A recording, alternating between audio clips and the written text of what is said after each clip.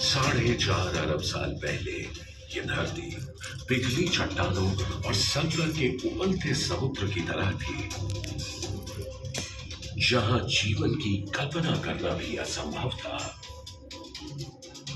समय के साथ यहां का तापमान गिरता गया, जिससे पृथ्वी की कई संकेंद्रित परतें क्रस्ट, मैंटल और कोर बनने लगी।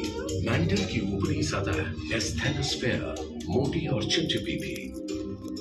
इसके ऊपर लिथोस्फीयर, जो एक भूखंड था, तैरता था, जिससे आगे चलकर महाद्वीप बने।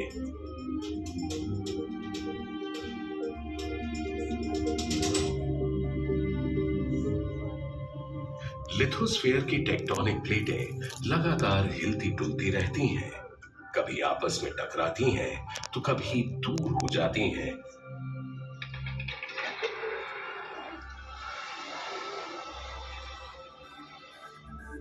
और इसी के परिणाम स्वरूप पर्वतमालाएं, गहरी घाटियां और नए महाद्वीप बने।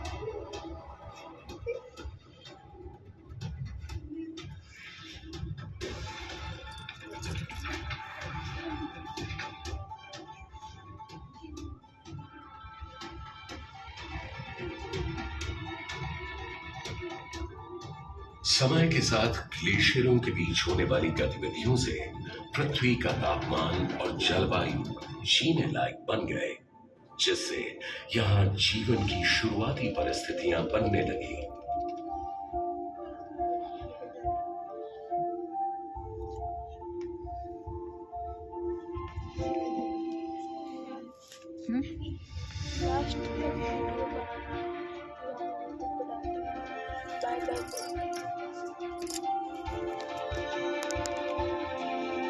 वैज्ञानिकों का अंदाजा है कि 65 करोड़ साल पहले क्रायोजेनियन युग में एक बड़ा महाद्वीप टूटा, जिससे गोंडवाना, लॉरेंशिया, बाल्टिका और साइबेरिया बने।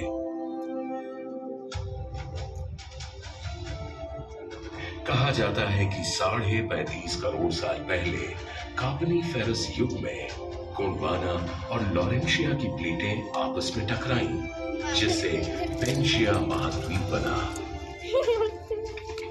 धीरे धीरे समय गुजरने के साथ पेंशिया के और टुकड़े होते गए, जिससे बने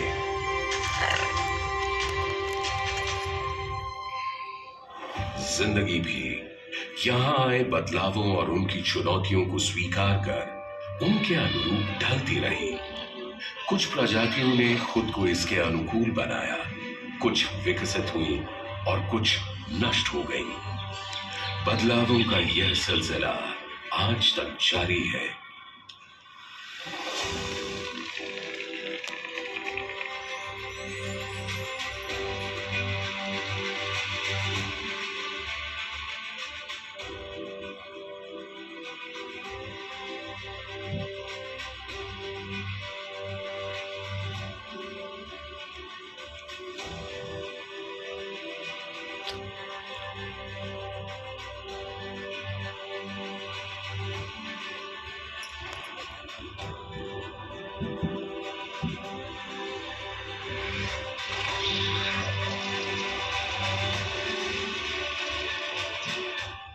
वैज्ञानिकों का मानना है कि लगभग इसी समय भारतीय उपमहाद्वीप गोंडवाना से टूटकर उत्तर दिशा में एशिया के मुख्य भूभाग की तरफ बढ़ने लगा। इनके टकराने से हिमालय का जन्म हुआ।